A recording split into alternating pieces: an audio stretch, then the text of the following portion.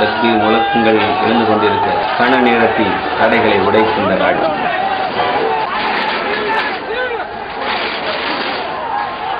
போலீசார் செய்வதறியாமல் திகைத்துக் கொண்டிருந்த காட்சி. அல்லாஹ்வின் சொத்தை மீட்டு ஆவேசமாய் போராளிகள் ஓடிச் செல்கின்ற காட்சி.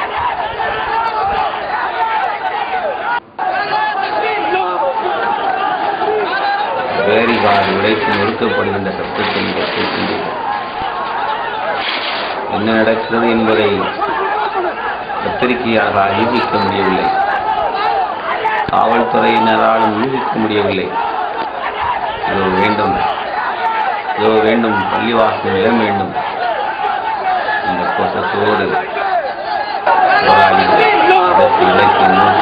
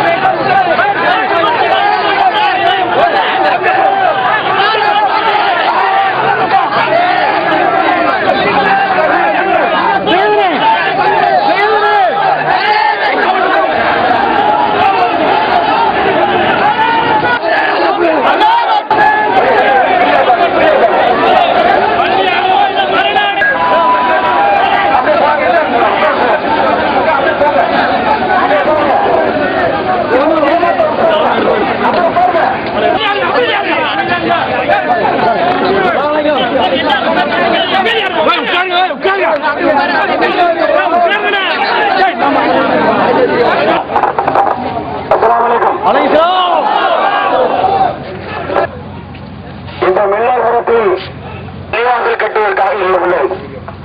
இந்த இடத்தை 78ஆம் ஆண்டு ஒரு கும்பல் ஆக்கிரமித்து வைத்திருக்கிறது.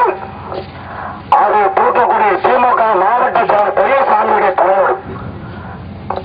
இந்த பெரியசாமிக்கு ஒவ்வொரு முஸ்லிமுடைய கையில் அவனை அரசியல் செல்வாக்கு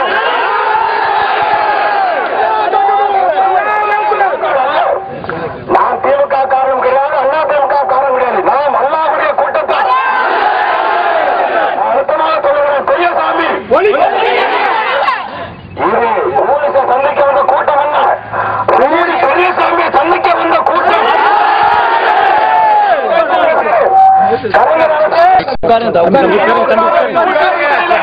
இந்த முஸ்லீம் சமுதாயம் தாங்கள் உனக்கு தோல் கொடுத்தது.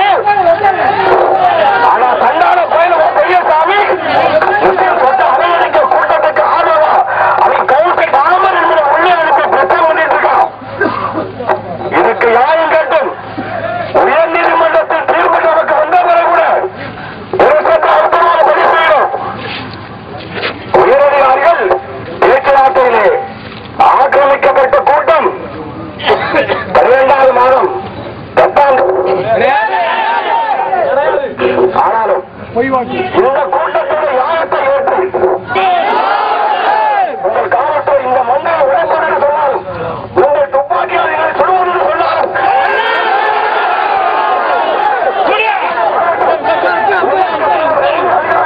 காவல்துறை அதிகாரிகள் பேச வேண்டும். நாங்கள் 1 மாசம் கிறிஸ்டன் தான், 2 மாசம் அல்ல. டிசம்பர் 6 தாவரம் செய்த போராட்டத்தை இங்கே நடந்த கூட சூழலுக்கு காவல்துறை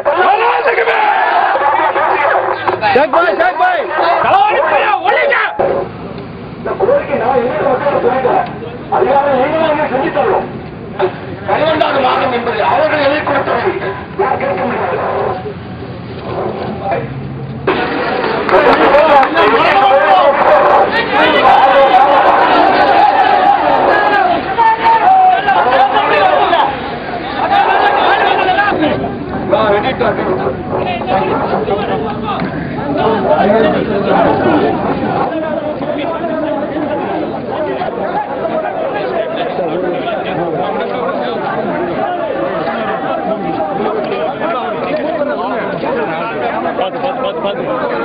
ஒண்ணு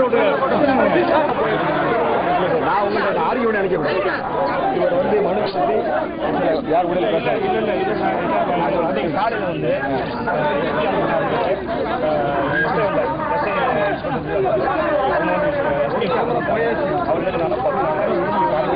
பள்ளியாசல கூட இங்கே நீங்கள் ஆக்காட்டம் கட்டுப்பாட்டா நாங்கள் பண்ணி தரோம் சொன்னாங்க इधर ही खत्म कर देना इसमें बोले बल्कि बोले 10 दिन बोले